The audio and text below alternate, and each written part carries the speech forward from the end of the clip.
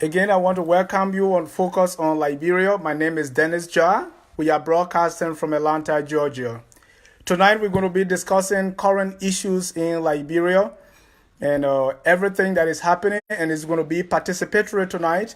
I want you to call in, come on camera as we discuss these issues so that you can be a part of it. So let's get settled. Enjoy the music.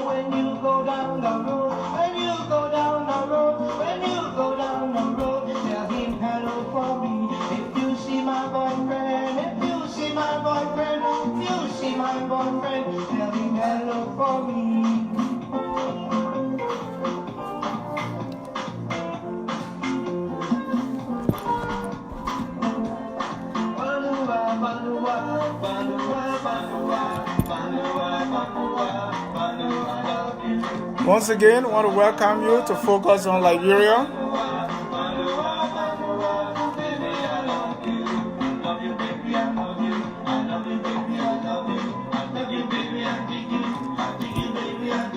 A lot of issues have been happening, and so we thought it wise that we come on Facebook directly to you so that you yourself can become part of the discussion. Tonight we have no guest. You are our guest, and so we're going to be discussing some current issues happening right now in Liberia during the week, during the month, all the things that have happened, and we're going to bring you on camera so we can discuss them. First, on those issues, we have USAID has signed an agreement with the Liberian government in the tune of 112 million United States dollars. We also have the issue of President Weah touring some road projects in and around Monrovia. It is reported that there is a sour relationship between the vice president and the president. In fact, the vice president was expelled from the NPP, that's the National Patriotic Party of Liberia, of which she's the standard bearer. Government is in the process of placing some Lone Star national team players, that is the Lone Star players, on payroll. We have, according to the LEC, there's a power theft, which is causing the company to lose a lot of money, 60% annually. That's like $35 million. There is still rape on the rise in Liberia, a lot of rape being reported. With the rape laws, in fact, in Bapulu, there's reported that a 26-year-old Sierra Leonean national abused a 13-year-old girl. A month ago, there was a march for justice in Liberia demanding war crimes and economic crime court. We want to check with that, how that has been going, what has been the impact since the march. And we want to see how things are going with this whole idea of war crimes court in Liberia. So to start, we said previously that USAID the United States government through USAID has signed an agreement with the Liberian government to give $112 million in aid. That is, that money is going to be used in different sectors, agriculture, education, the rest of it. But specifically, we don't know how. So let's start with that issue. There has been talks that the government of Liberia was not being supported by the United States because the government did not have that credibility. Okay, so that was the charge. Now, what we're hearing is, yes, the money is there. This is money that they've been given annually. So I think the opposition party are trying to have it both ways. At first, what we were hearing is they are not supportive of the George Weah presidency because the government has no credibility. They don't know what they're doing. Now the government, through USAID, has given $112 million. The opposition party is saying, well, what's the big deal? So I want to hear from you what you think about this. Okay, so that's number one. And we've become a dependent nation for so long. We always getting aid. Really, sometimes bulk of the money goes back to the countries that give that money in the form of expat, the overhead and everything else. So that money does not really reach to the common people. Let's discuss that. And if you want me to bring you on camera, we can start first to discuss the $112 million. If you are there, invite. If you want to be invited on camera, please feel free. This is Focus on Liberia. We come to you every Sunday at 6 p.m. Eastern Time. We have guests tonight, but due to some circumstances, they were not able to be on. So we thought it wise to come to you and say, well, let's have a chat.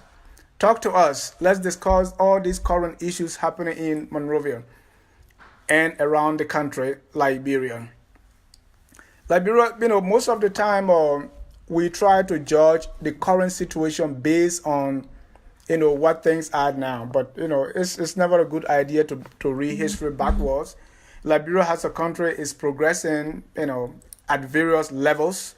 Right now, the political awareness of our people is very high. The presence of social media has made it very, very, very easy for Liberians to take part and air their views. You no longer need a television or the press to have your views heard. So there are a lot of people that are talking, and for the right reason. Liberians' political awareness, has been very high. Their participation in elections and or discussing the political issues of their day is very, very high. So if you are there, we can bring you on camera and we start to discuss about the USA $112 million agreement. I have read, a good bit of it, but it's not specific what that money is going to and how it's going to be used. But for now, we're happy that at least we got something from the US. All right. So let's come on board and let's chat.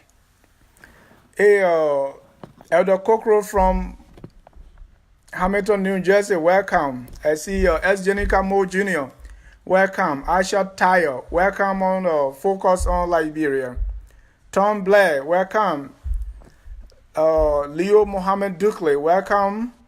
I see Gowu Fokwa from Canada, welcome to Focus on Liberia. Alonso, welcome. Mohammed Gandhi, Kamara, welcome. Hamilton Pan, welcome to Focus on Liberia. This is where we discuss issue. And Femi Williams, you are watching. I say welcome to Stanley Sewon, all the way from Texas. Thomas Awaji, maybe you'll be our first guy to come on.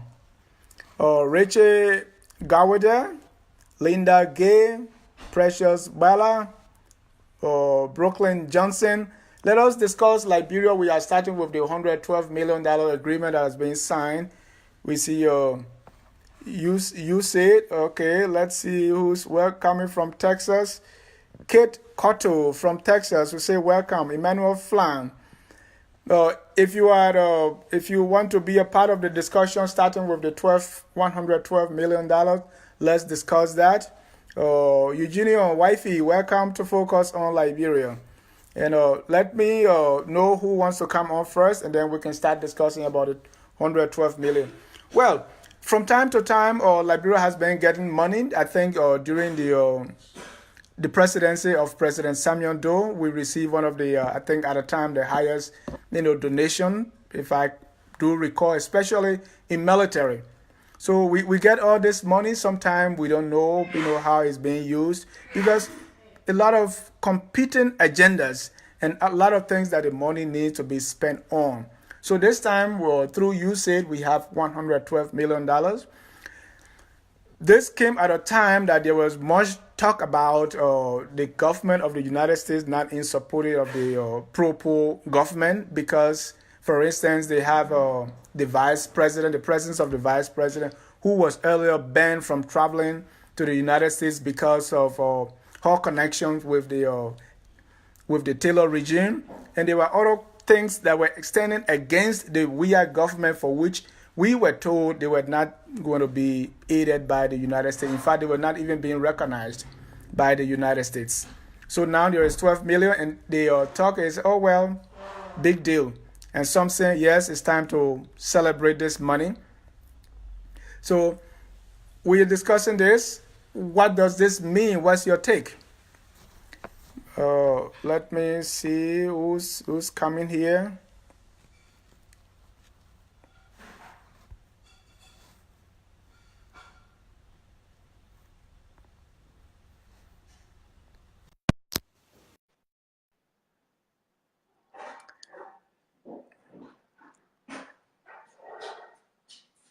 All right.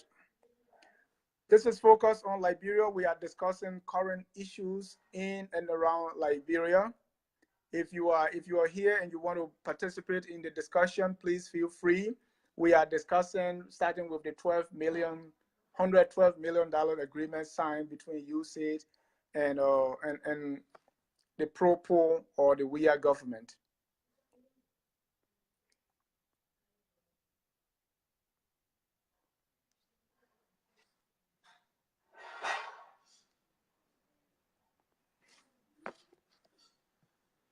All right, and if you want to discuss this issue, please feel free.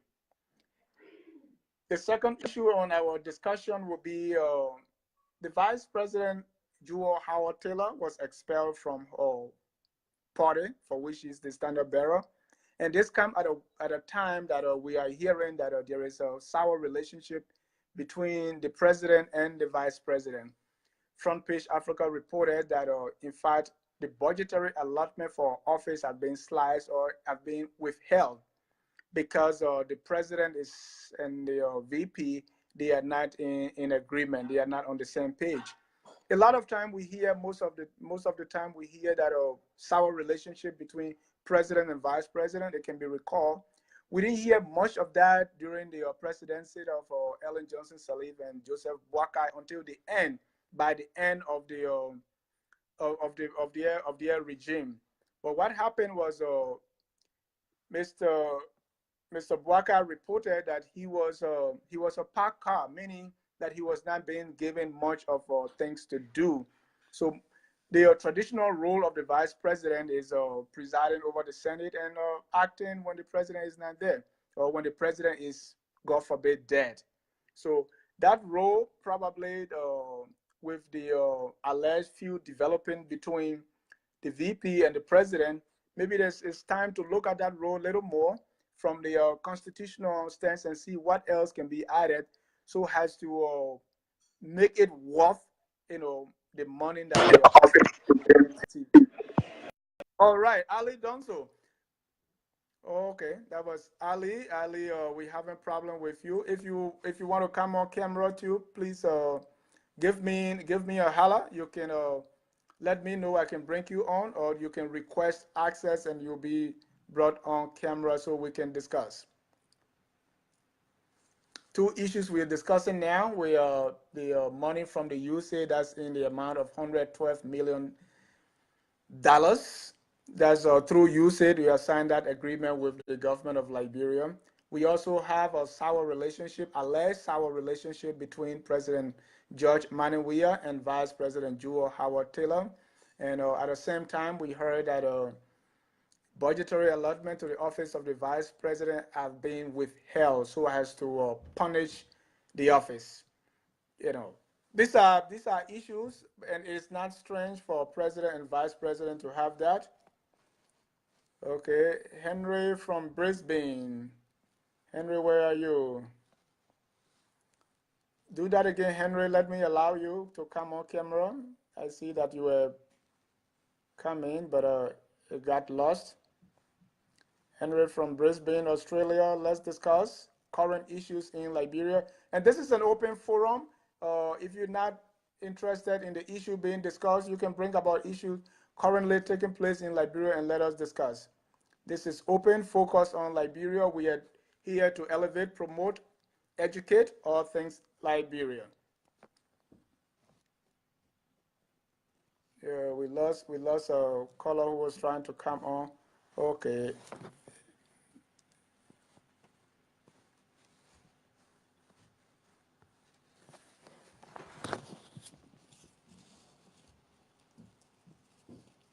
Henry, why I can see you just pop in and you pop right back out. Let me look again and check for Henry. Again, welcome to Focus on Liberia. We are discussing current issues currently taking place in Liberia. Okay, Henry, I got you.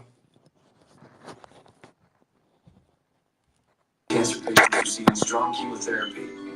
Henry Brisbane. Yeah. Welcome to Focus on Liberia. How you doing? I'm doing great. You can lower the volume of your mic there. All right. Okay. Hold on. Okay. Volume 35. All right. All right, Henry, we are discussing current issues in Liberia. We started with the $112 million and also the sour relationship between the alleged sour relationship between the president and the your take. My take would be the vice president because that money from UC is not strange, and definitely I knew they were going to do something.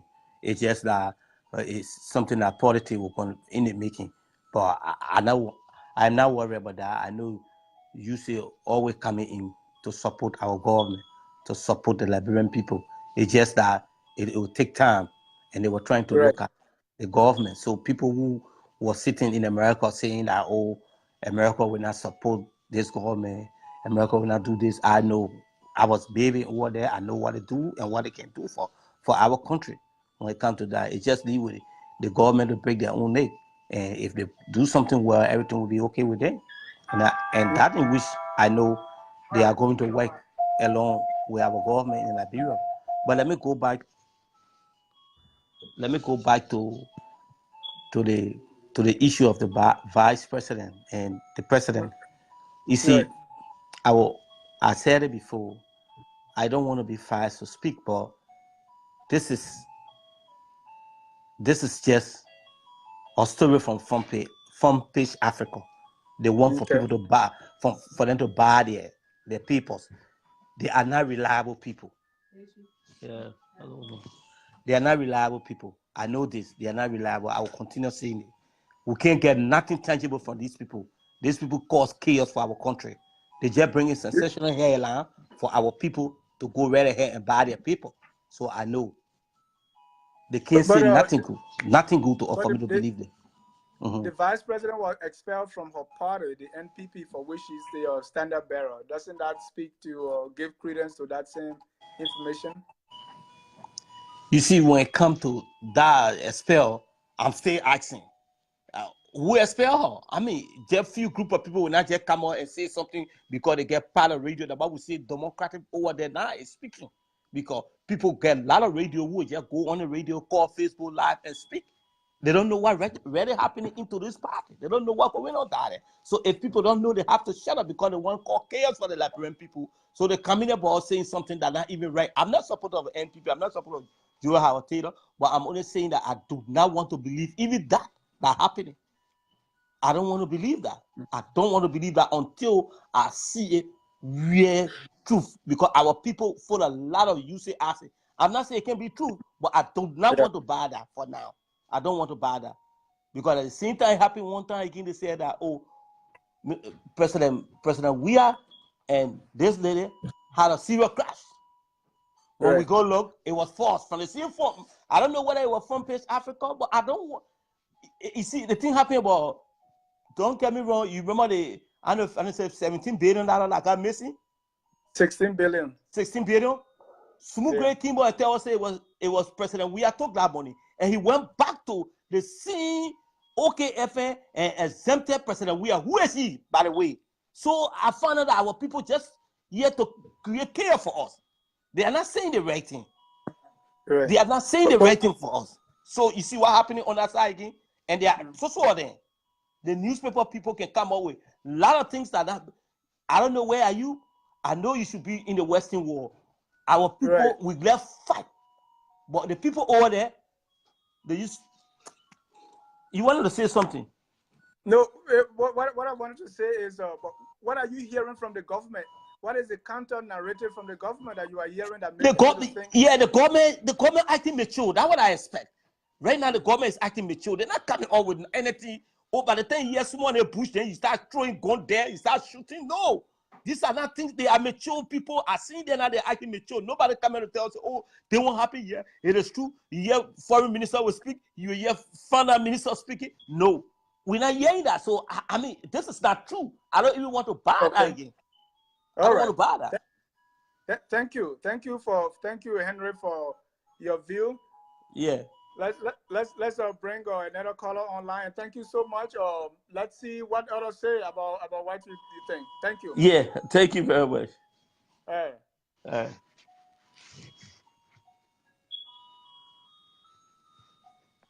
So you can turn yours off so I can bring somebody else on. All right. Let me turn it off. Okay.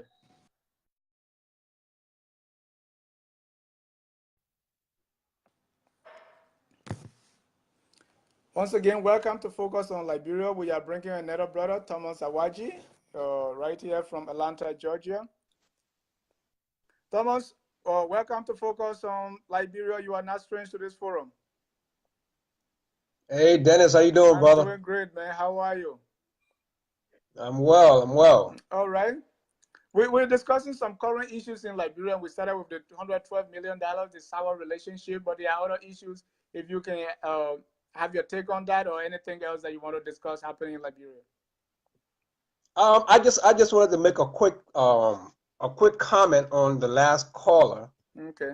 As far as he stating that nothing that's coming out of the media or Front Page Africa is credible.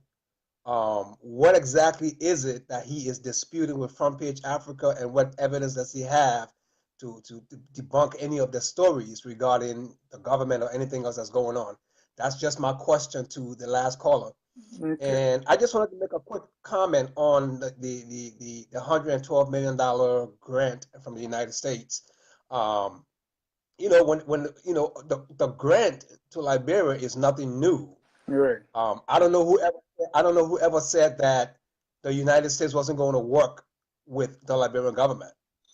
America has always given aid to Liberia. It's an annual thing. That's nothing new.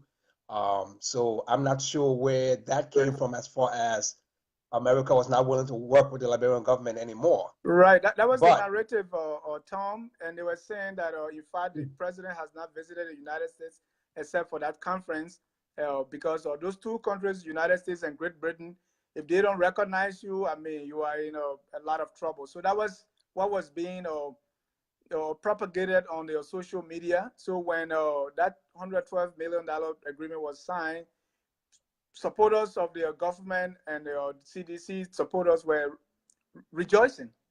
So I think that's where they were coming from. Right. Yeah, and I don't understand the like I said, the jubilation. Right.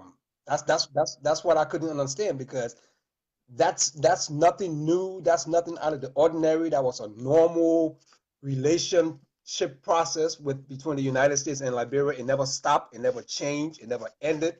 So I'm not sure what that was all about. But as far as that money is concerned, when the announcement was first made, we tried to make some people to understand that, because people think that $112 million is just going to come to Liberia in like a container full of money. Yeah. And we try to make some people understand that aid is not simply financial. Yeah. And if anything, that I think that money or those resources should be put into in Liberia right now, I think that $112 million should be directly put into the health sector, to revamp the health sector in Liberia. And I think that would be a good start, because the government is already, they're already making other deals for roads and other projects. So whatever aid that is coming in, I think that aid should be strictly directed at the health sector. You're right. Okay. Thank you. And you mentioned road. Before I let you go, Tom, you mentioned the road project. Quite recently, the president was inspecting some roads in Monrovia, some feeders road. And there was criticism saying, well, in fact, what's the economic benefits of those roads? And others celebrated that this were happening. Some discounted that, in fact, the government has no plan, and they have those roads do not bring, they are not quick impact projects. Your take? Well, I mean, I can understand why people in those communities, especially the Dole community, I can understand why those people would see that project as such a huge development because they've never had it before. Yeah. So I can understand that. But when you look at the project, when you look at the road project, it's I mean it's nothing, to be honest with you. It's like somebody just taking some coal tar and putting it down on the dusty road in the community. There were no type of there was no type of planning as far as those roads are concerned. I mean, I'm not an engineer, but I mean there were nothing. You pretty much just building a road between houses. Yeah. And from my understanding is they have to. There's no way to even widen the roads. Because it's almost like a one-way road, a one lane street. I mean, there was no type of demolition. There was no, compensation for people to move to really make the road decent. It's like you just building a road between houses. So, I mean, but like I said, the people who live in our community who've never had it before, I'm sure they're appreciative of it. But when you look at the long term, I mean, there's no drainage system, there's no sidewalk. I mean, there's nothing. It's just, like I said, like somebody just taking tar and just putting it down on the road. But, Right. I mean, it's going to make a difference for the people in that community. I applaud it. I applaud it. Thank you. Thank you. All right. Anything else? Okay, Dennis. Thank you, brother. All right. Thank you so much, and compliment of the season. All right, man. You too. Thank you. I heard you being elected on the board of Lama now. Yes, I'm following your footsteps. Okay. Thank you for your service to our community. All right, brother. Appreciate it. Thank you. Same here, man. Well, if you're just joining us, this is Focus on Liberia. We are discussing current issues in Liberia. I see Timothy Sonnyboy Smith. You are asking about audit and then the War Crimes Court. About a month ago, there was a march for justice in Liberia that was led by our own friend Emmanuel Savage from Edmonton, Canada. He flew to Liberia, and he was one of the leaders of that March for Justice, demanding the establishment of a war and economic crimes court.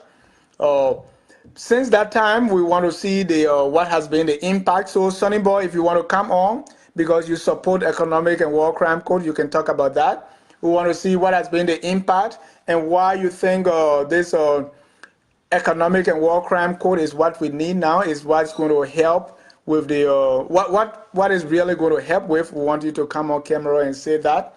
And I'm saying that because you said that. You're also asking why President George Weah is refusing to audit Ellen Johnson's Sirleaf government. I too expect that if you take over, maybe audit may be, I don't know the word audit, how it may appear, but when you take over a government, you have to do some form of review. You may call it audit or something else, but at least you have to do some form of review. If not, I don't know how you're going to work. If you do not do an inventory, if I took over a warehouse or a store, we want to do a head count. We want to do an inventory of what's there, before I take over. But if you take over and you don't do any of that, I don't know if anything was done behind the scenes. But if you don't do anything of that, that's a recipe for trouble. I also heard from some of those that were working in the previous government that there was even no time for them to turn over. Normally you will have the old person and the new person working together. You see them, they will shadow them for some time and do some form of on-the-job training before you turn over. But had it stood, at the time that they were taking over, what we heard or what was reported, that they just say, thank you for your service, just leave, and whatever you have, pass it on to personnel. So there's another department handling that. So there was no actual or official handshake, as we would say in the networking world. There was no handshake between the one going out and the one coming in. So I think it makes sense for an audit, of some form of review, some form of system analysis. What is here? What we meant here? What are we working with? And what are we? And where are we going? If you don't do that, I don't see how you're really going to you're going to do a job. Take over from a government that operated, a regime that operated for 12 years. If you take over and you don't do any form of audit or any form of review, then you have a problem. So one of those issues that came up was the 16 billion, and people were not sure whether the money signed for was 5 billion, was 10 billion, or 15 billion. Issues like that happen because you didn't review, you didn't do any those things that's supposed to be done, or proper turnover, so that if one bank governor was turning over to the other, or if one finance minister was turning over to the other, or one Freeport manager was turning over to the other, these things will be documented. So sometimes we wonder that probably those things are documented, except that the government is not being upfront with us to tell us that this is the situation. But we want to see some form of review, some form of audit, some form of analysis that is done with the previous government, so that we can know exactly what you are taking over from. In the absence of that, most of what we talk going to be speculation. Who else is coming on camera? We are discussing, okay, the war crime court, or the justice march that was held. And when I saw that justice march, the march for justice, the questions regarding war and economic crimes court, people keep saying, why now? Those are the questions surrounding that. Why now? Why wasn't this push done during the presidency of President Sirleaf?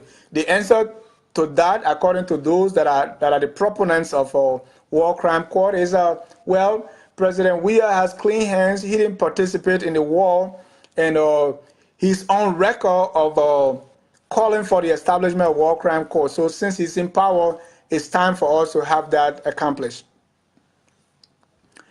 Evelyn Marsh, welcome to Focus on Liberia. I think Evelyn is a gospel artist for some time now. Welcome.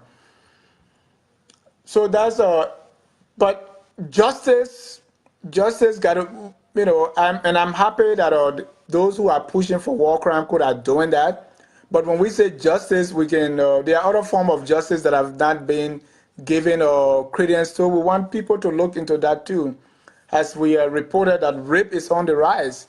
People's land has been taken away. There is still talk about land dispute, especially in Nimba County. That too needs justice.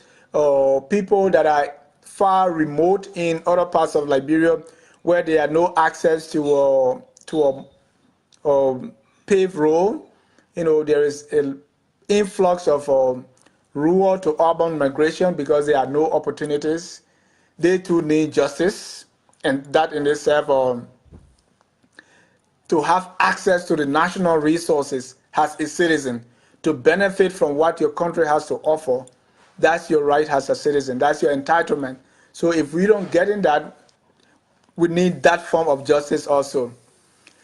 Edward Doe is saying, but some folks from the Ellen administration stay over. For example, the CBL governor and even the finance minister, yes, they stay over. So that turnover or that record keeping to tell us what was there. So far, we've not really gotten a comprehensive report. I know for the 16 billion or the alleged missing 16 billion, there have been numerous narratives from the government. There have been different explanations given by different heads of government institutions regarding the 16 billion. So we don't know what to believe. And the government coming ahead and say, well, we are setting up a group to investigate. That's a good thing. It's taking some time now. I also learned that the legislature, they were investigating. I think they had some findings, but they are putting that on hold until they can hear what the government has to say concerning that money. All this, it's something that we really need to look into, because if there is money missing, the paper trail is not really hard to come up with. Moa wants to be in the video. Okay, let me bring you on, Moa.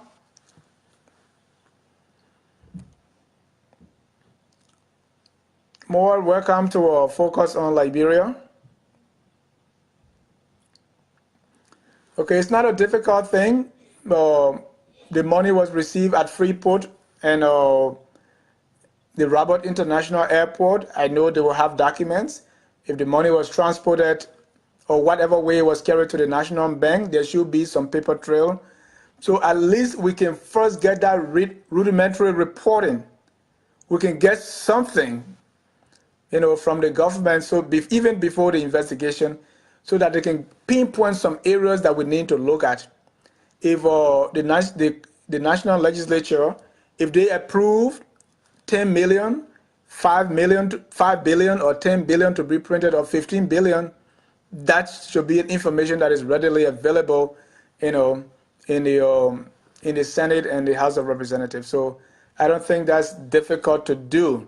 But we'll still wait for the investigation and see. Front Page Africa reported that they have documents in their possession that they're going to be releasing regarding the alleged missing 16 billion, that the United States government through the embassy have done investigation, and they have, found some people liable, and they're going to be bringing that report out soon. So we wait for that as well. In the meantime, or if you want to add to the discussion, please feel free. And let me see again, more, you were, let's try that again. The connection failed first, let's do that again. Oscar Sherman said, Brother Jah, this guy knew about how government function. He could not audit Ellen. He came to do more harm to this nation than Ellen. Okay, Moa is having problems. So Moa, let's. Oh, we're bringing your camera. It's not working. All right, let me try.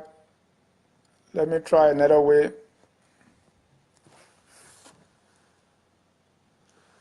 Hey, President Dr. Somo Herbert Bashir, welcome to Focus on Liberia. We are discussing current issue, and you being a health practitioner, the health sector is always an area that that needs help, that people talk about. Hospitals and clinics, the issues are always there. Festus Elliott, welcome. Samuel Bashir, welcome to Focus on Liberia. We are discussing current issues. Another thing that came up, we saw that a Propo rice, a bag of rice with the name Propo written on it, it came to Liberia, and the president was out, as part of the distribution process. That Propo rice, there are conflicting information regarding that. So, and some say, well, this is not addressing the agricultural needs of the people. We need people to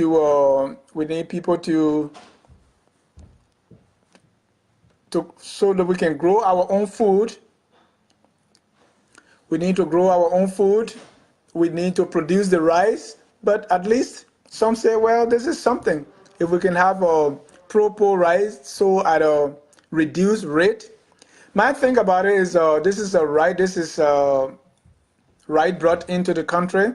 It's going to be so at below the market price perhaps. What happens if that is if that's finished? Two, some business people may come since it's lower and buy out. I believe there is a quota placed on how many bags one person can get. Who knows? People are going to find a way around those kind of things.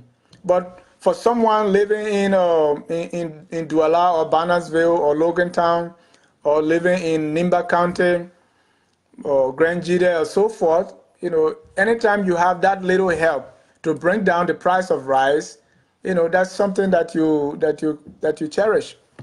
Well, some of my connections are failing. Let me see what's going on. with these connections. I have two connections failing now. All right. Let me check again and see.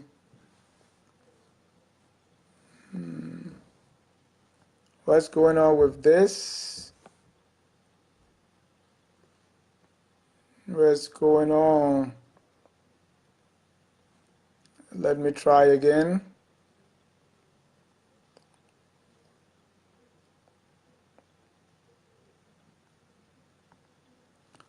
Let me try someone who maybe maybe this will work with your phone.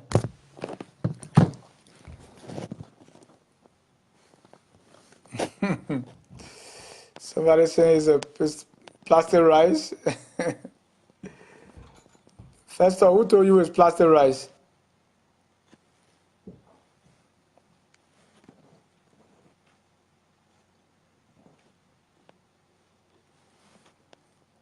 Okay, we're having some issues bringing people on. Connection is failing. I don't know if it is from my end or at your end. Let me try adding.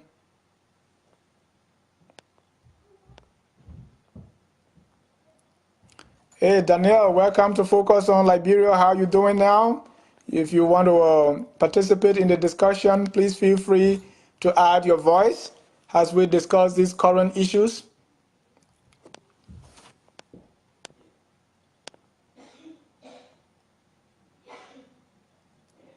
Okay. Madie Wright, welcome to Focus on Liberia. Not Madie, yeah, Vida Madie Wright, welcome to Focus on Liberia. If you have comments or questions, please feel free to come on camera. Mo Cannon, also welcome to face. He said, Basa use a front page like sensational headlines. Well, that's the era we're in now, and Trump called it. So we have to be careful also, because a lot of time people say, well, this is fake news, and it ended up to be true, or sometimes it's not true, and we actually have fake news. Let's move to another issue. According to LEC, the company, that's the Liberia Electricity Corporation, the company is losing 60% of its revenue annually in the amount of $35 million US dollars to power theft. Okay, LEC, most of the time when people talk about development, and that's why planning is very necessary in whatever you do. Because you can build a project, you can have a project today. If you don't have a long-term sustainability plan, it's going to fail. Most of the time we in Liberia, we start a project. It could be road, it could be hospital, it could be anything else. But if you don't have a plan to sustain it, or if you don't put in mechanism that's going to stop or that's going to serve as guide rails to it being abused, that's what you get.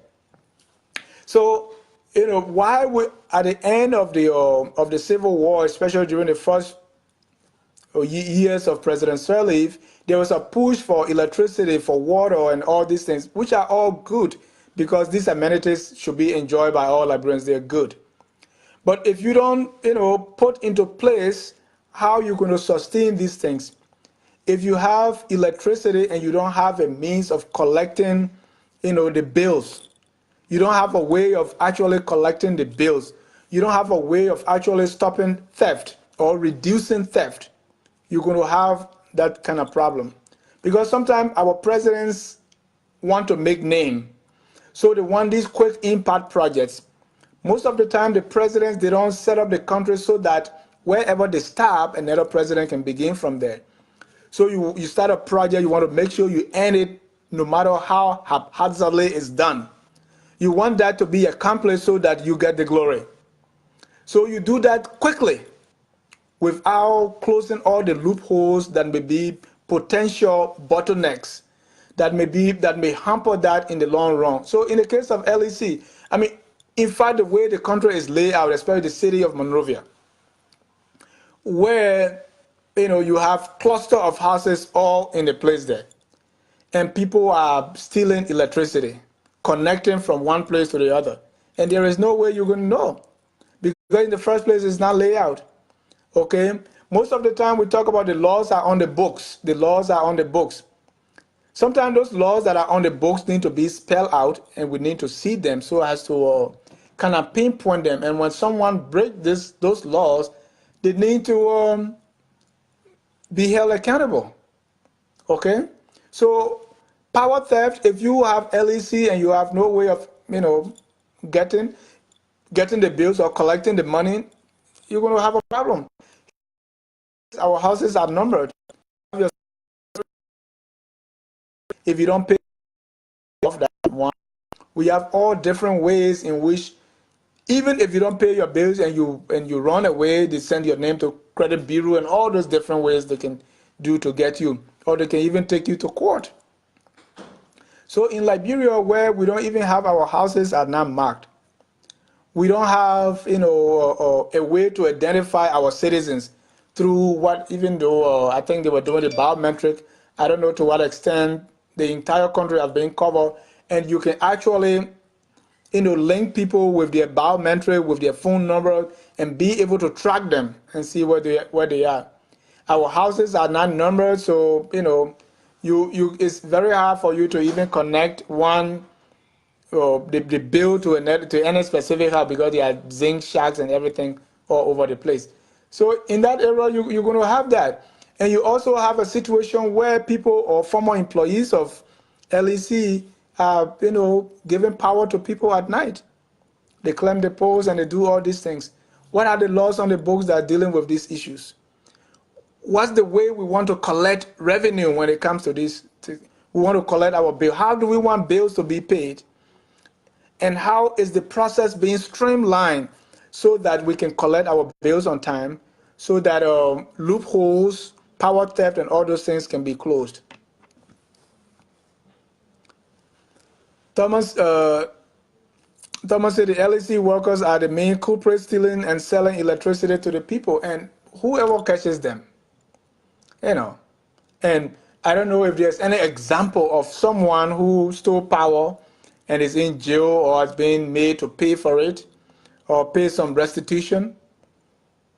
Sometimes it's very difficult as to see where will you going, but all these things come with planning. And that information, when you plan something and how you're going to sustain it, how it's going to be, loopholes going to be closed, let that be communicated, and we have law enforcement to back that up. Let me see, Aliyu Kamara. Aliyu, welcome to Focus on Liberia. Let's try this again. I hope it works this time. How you doing, my Aliyu, brother? welcome to Focus on Liberia. How are you doing today? Not bad, not bad, not bad. Thank you for accepting my invitation. Thank you. Thank you. Well, you got a very good show going on today with the issue of, especially the issue of LEC. I actually started watching the program when you begin to talk about LEC. Thank you. Uh, we have been telling our people in Liberia most of these things going on. People think is because the government have lapses or the government is not capable of providing those sustainable ideas that will prevent things like this from happening. The problem is no government in West Africa has been successfully able to manage business. Business is not for government. We have suggested that LEC be privatized. Find somebody and sell this thing to them. See, when somebody spend their hard-earned money, $200, $300 million on something, they'll do everything they can to get their money back. And that's one of the things. And another thing that will prevent something like this from going on if the government must do this on her own is, like you said, the entire country must be systematized, must be reorganized, must be restructured. For example, LEC has to work with Lands, Mines, and Energy. LEC has to work with Housing Authority. LEC has to work with postal affairs. You're right. Okay, the Ministry of Postal Affairs, people don't understand and people tend to underestimate them, but they are very important in the development of Liberia.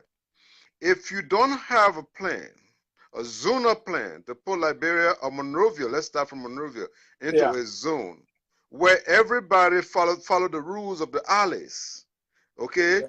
Yeah. And making sure that, like, for example, the housing authority comes in making sure that nobody built no zinc shacks around. And Yeah. every house is labeled and numbered into a database. Okay, a house that is not on the database, as far as LEC is concerned, because government must exchange information, government agencies must exchange, Yeah. classical information.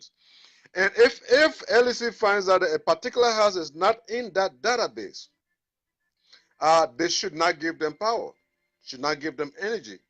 If they can work together, lands, mines, and energy, and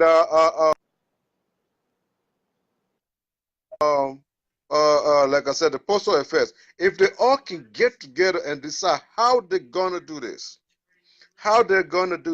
they will be able to come up with something. Another way to reduce the threat that is going on is to see if they can actually put these wires on the ground, which is very cost effective. Yeah. Most of the countries around Europe or so, their wires are underground, and that's the only way they actually try to prevent these kinds of things from going on. But Yeah. for a country like Liberia, where most of the people are not working, they cannot afford $10, $15, $20 a month, and they need these basic social services. Of Yeah. course, there's going to be some kind of theft going on. But Yeah. my suggestion is that the government get together, government entity that has something to do with this, because land, mines, and energy has something to do with electricity. So let them come up with some kind of plan as to how they can actually prevent these things from happening. But LEC alone would not do it. Now, if they Right. want to depend on LEC alone, they have to sell LEC. That's what I got to say about it. Okay, and you that's very important that you mentioned that, and I want to even include public works, because you see, when you are building Yeah. the roads, let's say you are building this, much anticipated coastal highway, lay that pipe that's going to have our electricity, our internet cable, you know, gasoline, everything is in that pipe, and you lay and build the road. Thank you for clarifying what I was really trying to say. I did not mention public works. Yeah, public works should be there. But the drawing and the sketching of all of that is supposed to be the lands, mines, and energy Yeah. have to play a pivotal role, because they do the drawing. They know where demarcations are. They know Exactly. where how many feet you can be from to build a house next to the road. They know all of these things. Most of the problem we're having is most government officials are only in authority for themselves, personal aggrandizement. A lot of them are not in the interest of the country. Let me tell you something, my brother, just like me and you here, most of these guys that are in Liberia holding government positions came from here. Samuel Yeah. was in Minnesota. Most of these guys came from here. Okay, I know a couple of them that I went to school with in Philadelphia. So some of them, they just go there and use the place like it was used before. It's a farmland. Everything that me and you talking here, these guys know it. But Right. if they have to do these things, that means a spotlight will be on them, and they will not have the chance to do what they want to do on the hand. But like you said, if building roads would include laying pipes, even if it means just putting some kind of pipe in there for just in case in the Yeah. near future, if you Right. decide to do something else, you know what I mean? So Right. we can do it. We can do it. There are lots of suggestions going on. If the government must do this, like for example, Morocco, if as sophisticated as Morocco tries to be, the most effective energy company in their country is owned by a private person. Right. The government do supply energy in Morocco, but the private companies have more customer than the government customers. And usually, if you see current go off in Morocco, it's usually the government current. It's not the private company current. Yeah.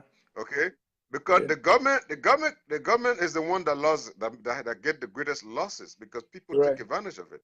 Right. And one of uh-huh. Yeah.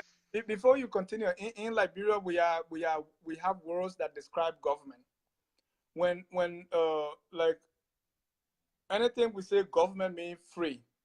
So even the There saying, you when we're small fighting, when you beating somebody, you put in the saying in their mouth, we call it government yeah, foreign. government foreigner. Because it's free, right? Anything when you Yeah, fail, you score 0, they give you 50, government grade, it's free. yeah. Government pump, government toilet, all these things are bad areas. So the concept of government, I don't know if we can redefine that, but anything that government is heading, always have problems, especially in Liberia. Especially in Liberia, and this is why we suggested from the onset of the CDC government, we suggested that they should use whatever connection they have to try to bring in private investors to privatize things like LEC. Now we know that whatever investor that goes to Liberia, their biggest customer base will be the government, Yeah. because the government is the only thing that is actually functioning in Liberia for the most part. But if you can get somebody, for example, if you got a company that is worth $1 billion, for example, and all they do is provide energy, and that's their expertise. Right. What they're going to do is they're going to come to Liberia. Beside the government, they're going to go to places like Firestone, negotiate with Firestone. We know you have your own power plant. We know you have your own electricity, but we can provide electricity for you, thereby saving you a lot of money. Firestone, as a company, every company, the first intention is to make profit. Yeah. Firestone will agree. Firestone will agree. Now, the only thing now you're going to have the Firestone, the airport, and then the government in Monrovia. But I promise you one thing, if somebody spent $300 million to bring current to Liberia from their own money, they will monitor the wire. Yeah. They will bring equipment to make sure to know whether there's any kind of energy leakage anywhere, whether Yeah. there is theft They anywhere. will. They will find out. No, that's true. You understand? Government should be the one that is regulating these areas. Government should be the There one you that is go. collecting the taxes. Government should be the one that is making sure that we, as the people, are treated fairly in these There you go. transactions. But for government or self to do it, we will always It's have not going to problems. work. One issue you mentioned too is most of the people came from here and they go to Liberia. This probably what I'm hearing from them is when they go to Liberia, they just find themselves like one guy in the middle of the ocean. They said there's Yeah. no system, so they try for the first few weeks to fight, and after some time they just get overwhelmed. They get absorbed by the system because there's no system. I also learned during the first uh, the first term of President Sirleaf, there's this lady who went there and tried to computerize the system. They said even those that are sweeping, they will go and disconnect the computer because they don't want things to. So some people go there, they fight, and they get overwhelmed, they get lost in the system, and then they hear these negative voices in their ear. Oh, my man, our forefather didn't do it, that you will change it. But see, that's the problem, my brother. Those that do the fighting, they are not genuine. The people that do the fighting, they are not consistent. The people that attempt to do the fighting are not honest to themselves. In order to change a system, you can not only be vigorous, but you got to be willing to withstand the difficulty. A country like Liberia, where corruption and outlawedness has been so systematized that it is embedded even in the unborn children of Liberia. A child can be born today in Liberia and know how to take things that don't belong to him or her. That human nature, my brother. Okay, a society like that, you got to stand fast. You got to be willing. When Paul Kagame took over Rwanda, a lot of people thought that Paul Kagame was going to go by the status quo. The government, way before the Hutus government, was also from Paul Kagame's tribe. But when Paul Kagame came, when he said zero tolerance on corruption, he wasn't playing. Mr. This guy in Sierra Leone, he still has Yeah, he has an uphill battle still, but we can visually see that he is bringing corruption down in Sierra Leone. It can happen in Liberia.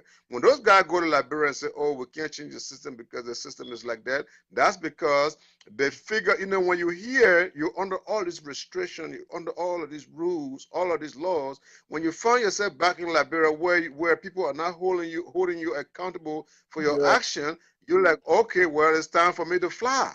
My Yeah. wings are spread out. I can do whatever Yeah. I want to do, But let's let our government understand that its function is to regulate. It has to understand that regulating a government, a country, is the function of the government. The government job is not to do business. Even when the government tries to do business, it usually fails. Look at LPRC, for example. Up to now, LPRC is only importing gasoline. And when Yeah. LPRC, by this time, should be refining oil. No, Okay? they are There they are are several steps to be resolved. And you're doing a great job at it, bringing enlightenment to our people. Like I was making a video the other day talking about Nakar. Somebody paying somebody Nakar $12,000. This is yeah. just simple economy. Nakar doesn't produce energy. Nakar is Yeah. not generating any income. Why are you paying somebody there 12,000? That's waste of government resources. And people need to go back to the drawing table, go back to the drawing board, look at things that work, things that have worked in the past, and things that have never worked in the past, until they actually learn from history. Liberia continue to be the same. Look at the government, how much waste is in the government. You have all kinds of ministry that should not be there. You have Right. internal affairs ministry. At the same time, you have information ministry that got tourism and culture. Why should information ministry have tourism when you have internal affairs that's responsible for internal issues in the country? You understand? All of these things, some of these things should be getting away with. No, And I that's hate to say this. Yeah, I hate to say this, but sometimes I got to say it because I know when I say, even my wife gets mad at me. I'm thinking about gender ministry. What is that about? What can a gender ministry yeah. do that the police can't do? What can the gender ministry do that the justice ministry cannot do? Since the formation of No, gender ministry, how many people have the gender ministry been able to arrest? So these yeah. are some of the things you look at. No, yeah, no, that's true. They added social welfare to on agenda, but that's true. There's a lot of ways in Iraq. I think the police is under internal affairs. I was looking at even Ministry of Foreign Affairs. I mean, we give it so much weight that they even, in charge of I think the archive, what, all because they say it started way back because of during the and it stayed that way. But thank you so much for your contribution. Let's continue on to work, because sometimes uh, it's become a chicken and egg quandary. Is it the people or is it the system that they are working in? How come that System. when even good people or some that are good, are they being corrupted by the system? I had an experience where you are so close to somebody. The way we are talking now, we are talking and we are criticizing government, but when they get in government, they don't even pick up your phone anymore. Just like some form of court system that they don't Yeah. they don't they don't talk to you anymore. But thank you, brother, again for your input. No problem. No problem. Anytime. God I'll bless be you. here. All right, take care, Okay. Ali. Mhm. All right, we continue our discussion. If you want to be a part of it, please feel free to come in. Another issue is I think we talk about the missing. There's a reported shortage. It was reported in the news that the Liberian dollar is short on the market. That's kind of little strange, with the money. We talk about 16 billion, and still the investigation is going on.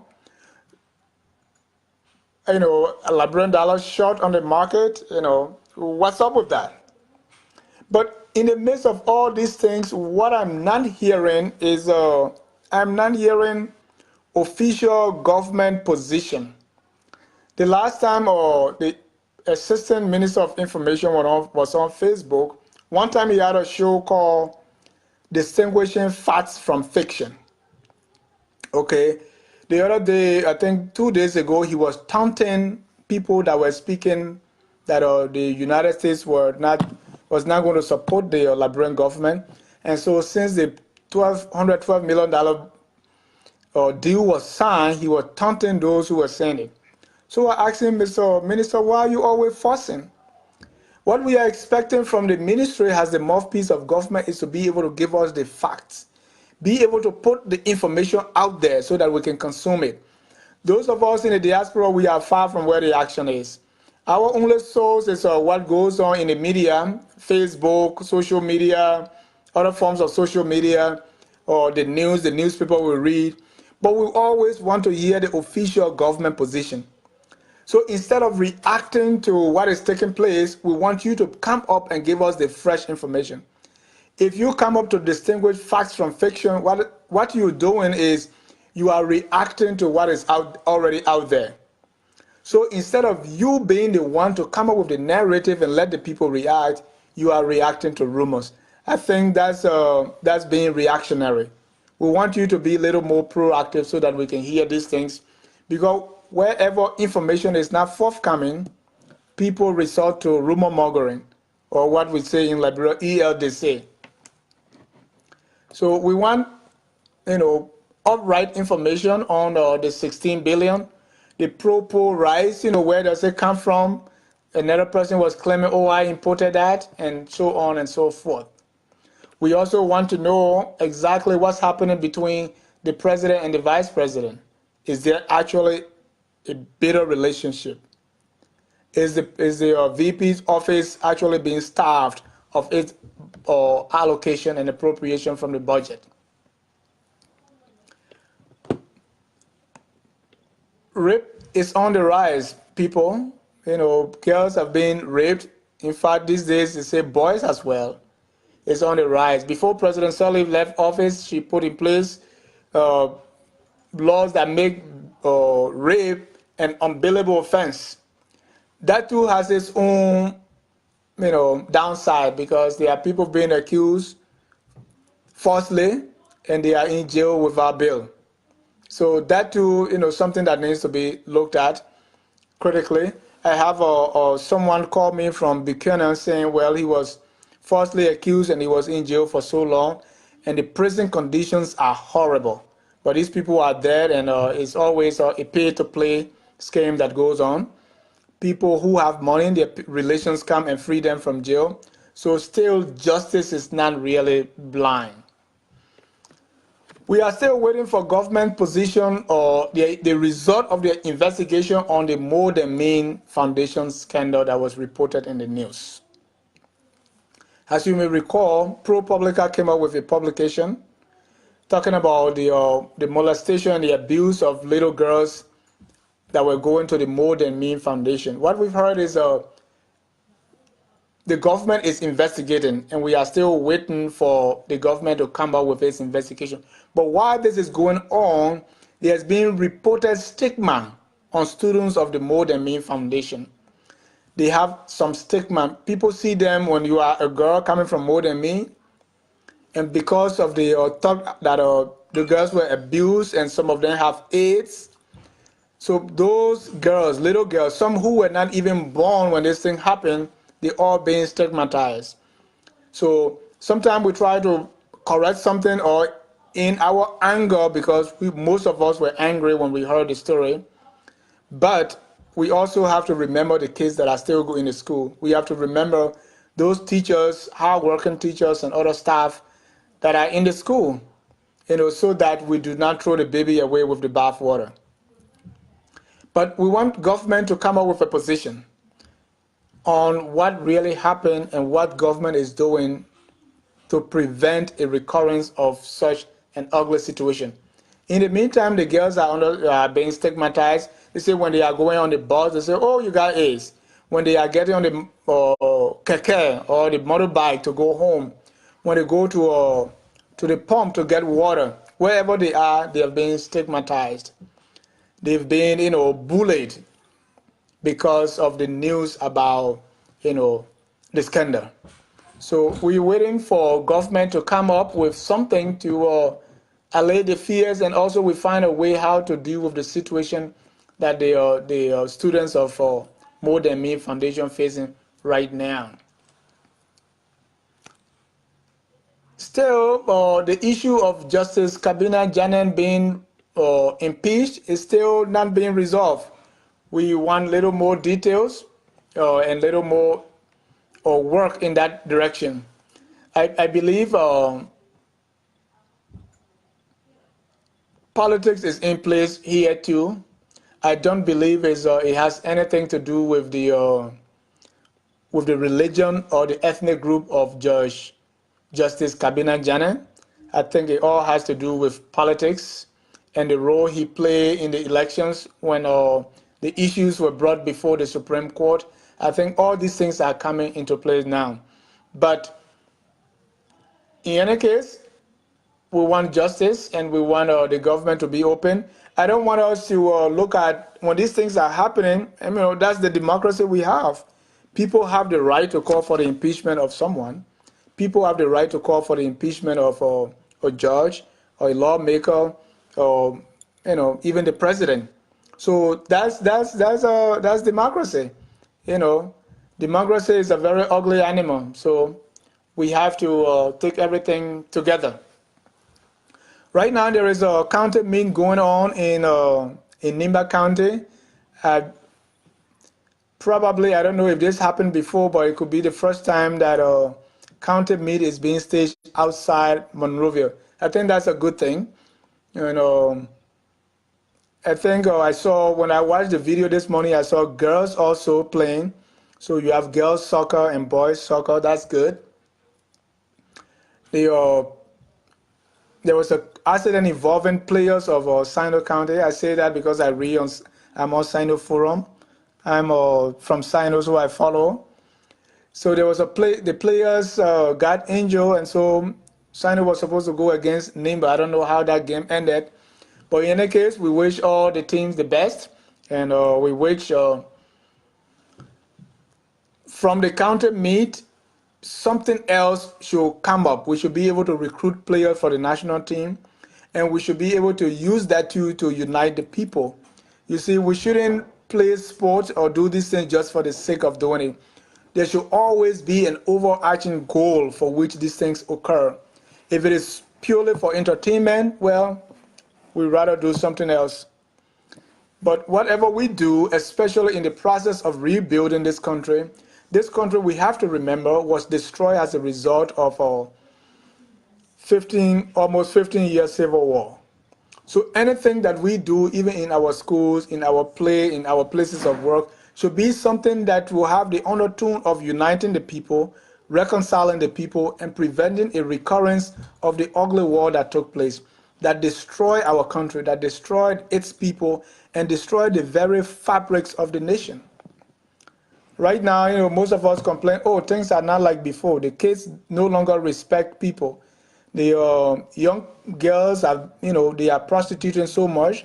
There's high use of drugs, and the way the police sometimes respond to it can be so horrible that they are dehumanize these people instead of helping them.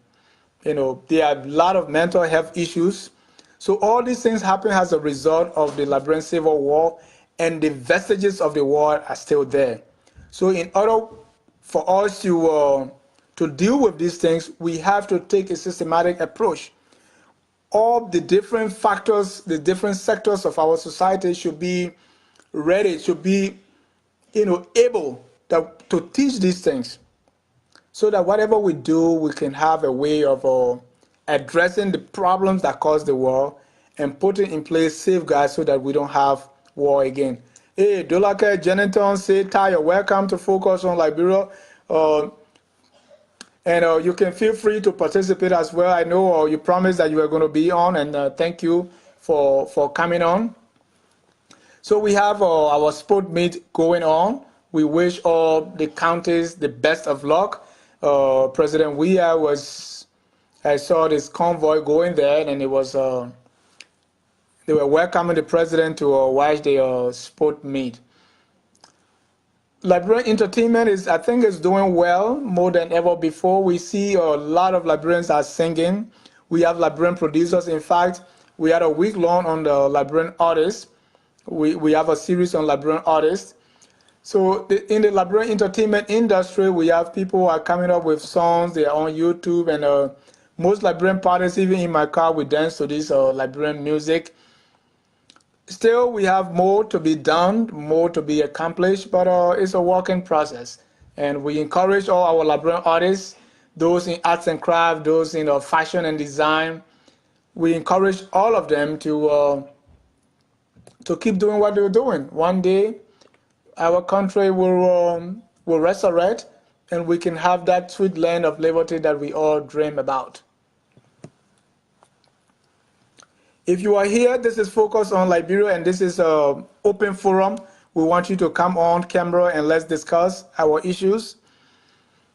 Uh, in in 1980 or before 1980, we have, and this is a concept that in fact I tried to do a political satire on this whole idea, which I called, the name came about when we were discussing with, I was discussing with a colleague that when the rabbit takes the hunter's gun, when the rabbit has the hunter's gun, and this is what I mean.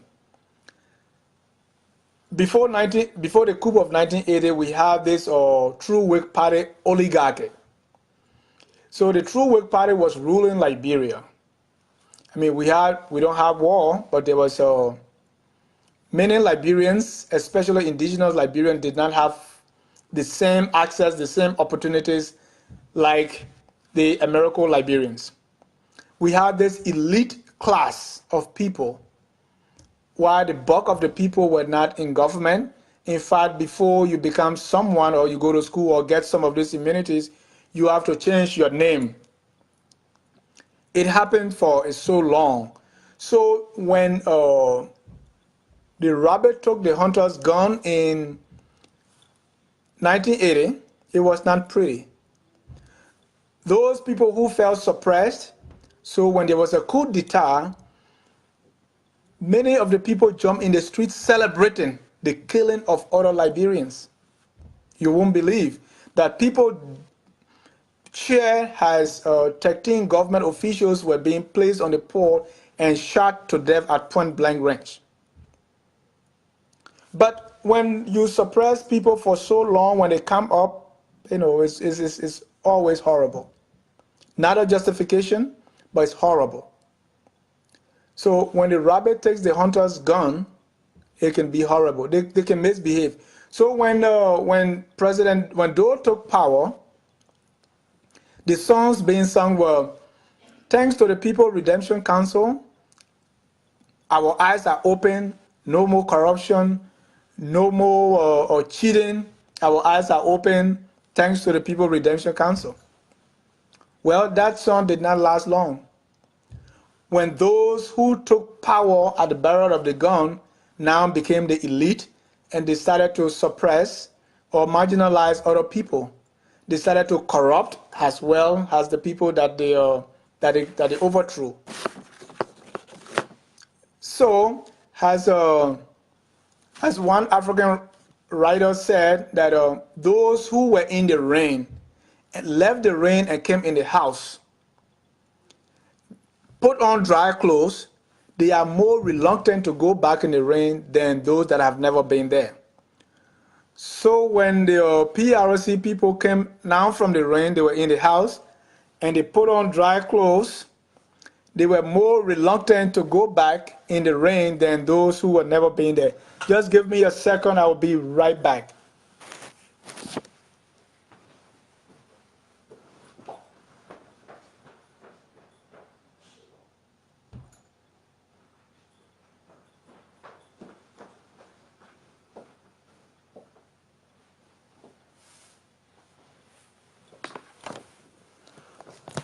Right? When the rabbit takes the hunter's gun, we're going to.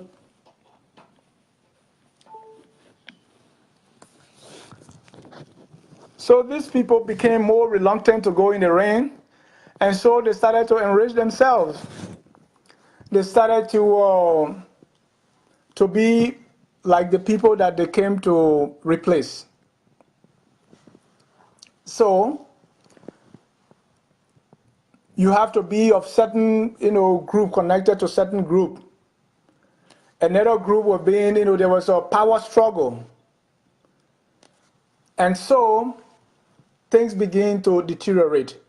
Some members or some citizens begin to leave the country who felt very much oppressed by the ruling elites, begin to leave the country to to be part of coup d'etat, invasion, and the rest of it. So in 1989, on Christmas Eve, when Charles Taylor and the notorious NPFL came, there was celebration. There was huge celebration that they needed help to save the country from President Doe. And most of the people that really took up arms or that were used were young people. Again, because the ruling elite took power, they became corrupt and they became to just fill their own bellies. They became greedy. Again, the gun of the hunter fell in the rabbit's hand. So Charles Taylor, understanding that a lot of the people were suffering, they were in the villages, he recruited mainly people that were in the villages, people that were on the fringes of society, people that were, nobody. So when you are in the village, certain tribes, and this man comes to you and make you a major in his army, and you now have a car, you now have amenities, you can, rape anyone at will, you can have sex slaves. So these people became, the rulers. Power fell back to, so it was a form of, because rebels, leaders are very crafty, they have a way of saying that they are empowering the young people. They are empowering those that have been disenfranchised. They are empowering those that have been marginalized. So again, that's another concept of the gun falling in the hunter's gun falling in the hands of the rabbit or the animals. Taylor brought up these people. In fact, so after and when the young people took power, when the young people became the rulers, when they had the gun, older people, educated people, people that were supposed to be enjoying were the targets. Today, you see that even remnants of the Taylor, those that Taylor brought to power, or those whose eyes Taylor supposedly opened, some of them became very rich and they became the power brokers. They became, powerful, and they went into government. So from that Taylor era, we have people that became prominent citizens, that became rich people, that even became officials. Taylor era went away. When then came President Ellen. Now, during the tenure of President Ellen Johnson Sirleaf, her first group was she went a little bit back to the elite kind of thing, where again bulk of the people felt marginalized. Remember, this is a poor country, so it's very and we have not really developed a robust economy that will be able to support the kind of people or the kind of system or the things that we want to do, especially after being independent for over 170 years. So most of the people or most of the young children, even from the war, they saw a liberator, someone they can relate to in George Weah. This was someone who lived in the slum with them, who played soccer with them, who related to them. Even when they were on refugee camp, he could come there and dole them out some cash.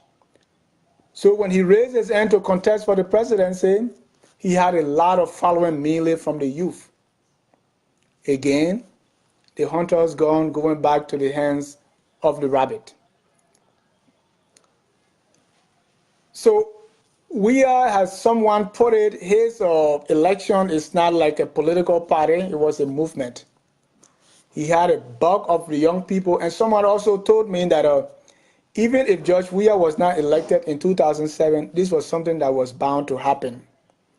Because when a group of young people feel that they are not part of the national, cake, they are not benefiting from what is being, prepared on the high table, they're going to become disgruntled. They're going to rebel. They're going to see that the elite class or the top bra are out to get them, or they're not concerned about them, or they've been neglected.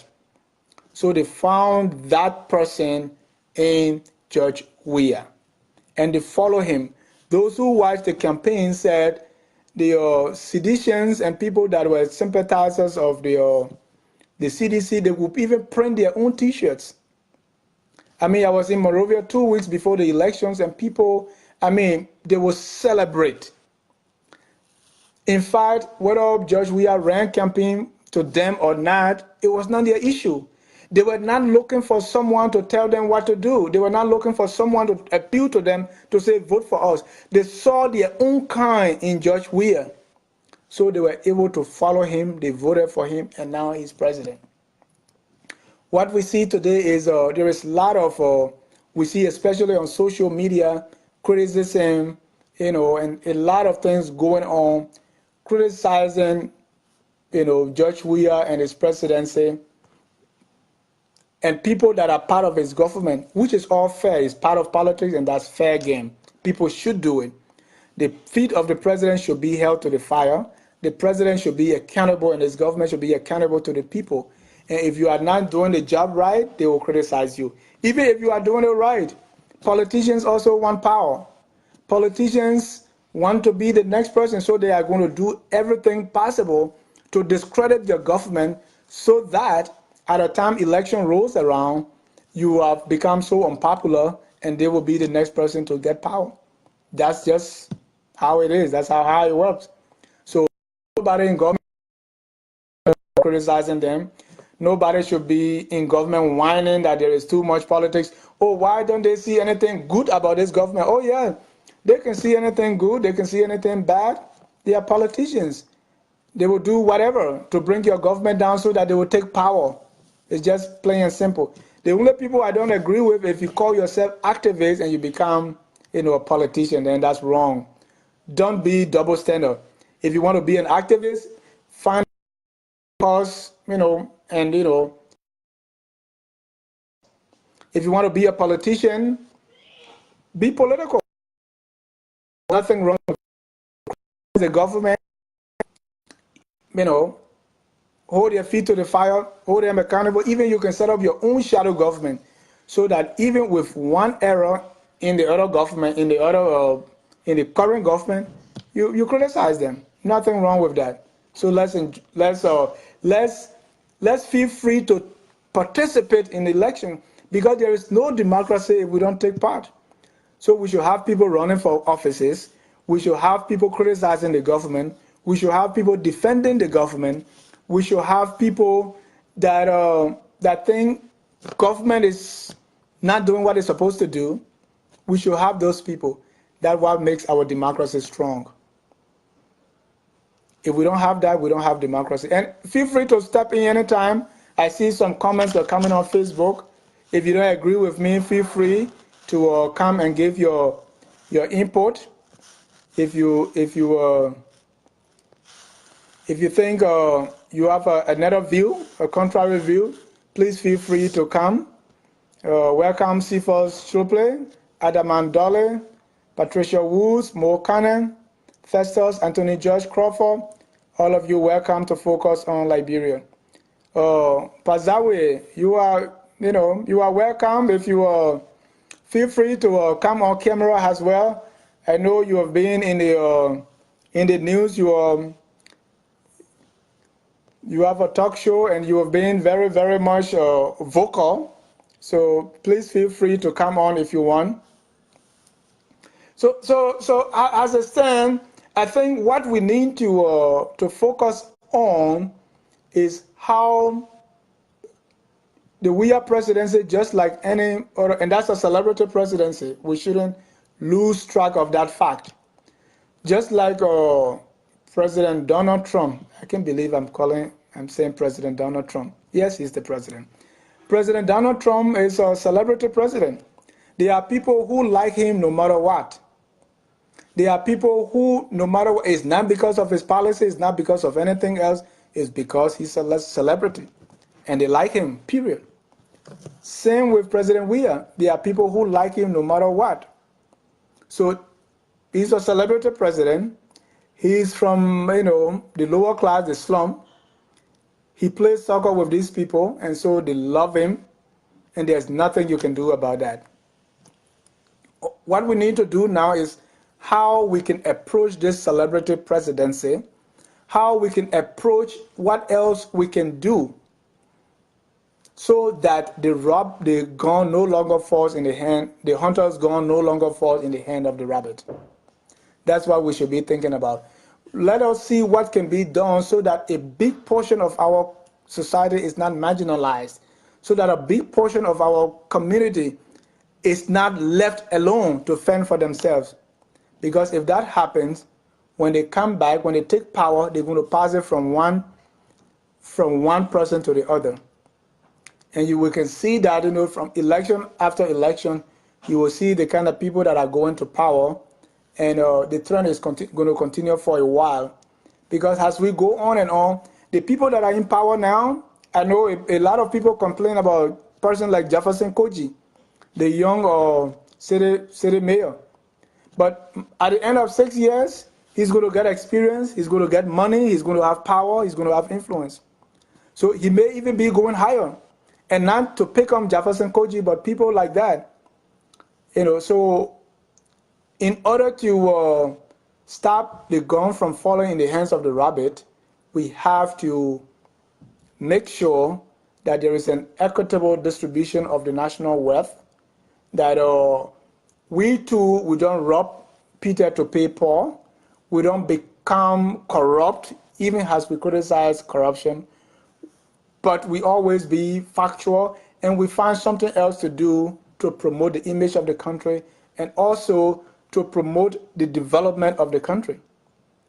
Other than that, if we will react to politics with politics, if we will always fight fire with fire, we always have a never-ending vicious cycle. And I hope that's not the case. All right, so I want to say thank you so much. If there's no one else to come online, I want to say thank you up so much for listening. This has been a special edition of Focus on Liberia. Next week, we're going to go to our regular programming. I want to thank my guest relations manager, my co-host, and all our supporters, our advisors of Focus on Liberia.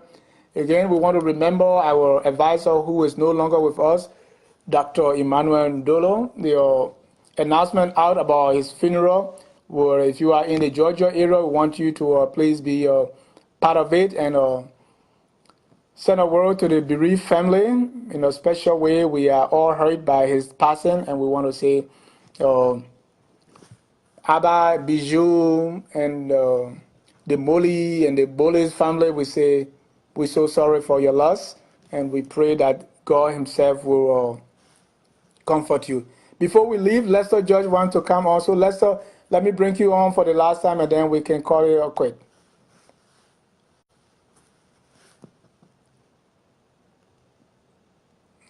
Lester, I'm trying to bring you on.